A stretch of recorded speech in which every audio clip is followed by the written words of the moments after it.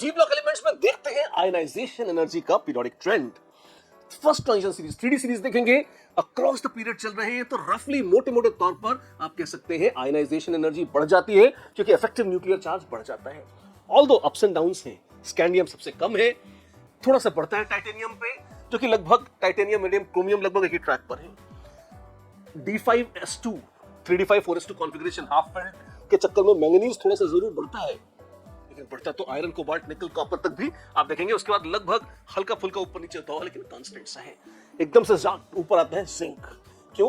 3D10 4S2 fully filled D subshell के चलते zinc सबसे हाई है, शुरुआत वाला स्कैंडियम सबसे लल्लू, और एबनॉर्मल है आयरन, ना कि मैंगनीज, जो कि बीच में मतलब second highest ionization energy first transition series है डी ब्लॉक में रख रहा है। इतना ही ध्यान रखें, काफी है।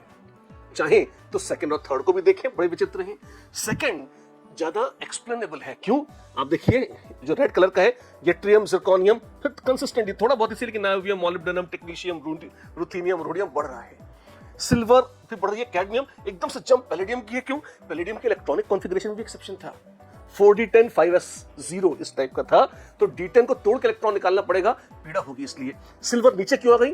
वो भी तो D10 थी, पर आयनाइजेशन में D10 तोड़ना नहीं पड़ेगा सिल्वर में। सिल्वर है 4D10 5S1, तो 5S1 निकल जाए। तो आप D10 को तोड़ नहीं रहे हो, सिल्वर को आयनाइज करते समय पैलेडियम में तोड़ रहे हो, इसलिए टक एक पीक दिखती है पैलेडियम में। और कैडमियम तो बहुत ही खूबसूरत था, extra stability, half filled, fully filled, subshell की हाफ नहीं, फुल्ली फिल्ड सबशेल की, तो इसके चलते कैडमियम सबसे ज्यादा है। फिर भी आप देखें, जिंक से कम है कैडमियम, डाउन द ग्रुप चले हैं, रेडियस बढ़ गई है और आयनाइजेशन एनर्जी कम हो गई है।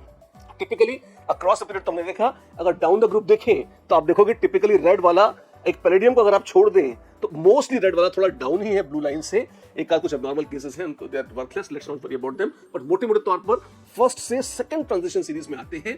तो एक मेजर एक्सेप्शन पैलेडियम को छोड़ के आयनाइजेशन एनर्जी कम हो जाती है क्योंकि एटॉमिक रेडियस बढ़ जाती है। थर्ड ट्रांजिशन सीरीज तो और भी अद्भुत है। लेंथेनाइट कॉन्ट्रैक्शन के चलते आप देखेंगे रेडियस सेकंड ट्रांजिशन सीरीज के आसपास है, लेकिन इफेक्टिव न्यूक्लियर चार्ज बहुत बढ़ चुका है।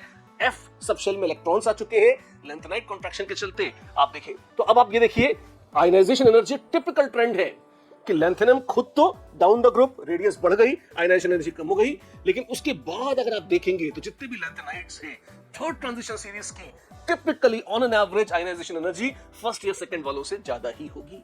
तो सबसे ज्यादा ionization energy third transition series की, उसके बाद फर्स्ट की, और सबसे कम सेकंड के। आमतौर पर ये ट्रेंड है जो आपको पता होना चाहिए, एक्सेप्शंस भी हैं उसके, माथा खपाने की जरूरत नहीं है, मोटा मोटा ट्रेंड आपको आना चाहिए, व्हिच इज द बेस्ट।